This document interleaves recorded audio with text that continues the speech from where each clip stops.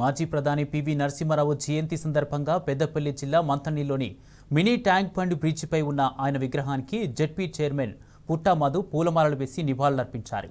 తెలంగాణ రాష్ట్రం ఏర్పడిన తర్వాత మంథనిలో మహనీయుల విగ్రహాలతో పాటు పివి నరసింహారావు విగ్రహాన్ని కూడా ఏర్పాటు చేశామన్నారు. దేశంలో నీచమైన పార్టీ ఏదైనా ఉందంటే అది కేవలం కాంగ్రెస్ పార్టీ మాత్రమే అని పుట్టా మధు అన్నారు.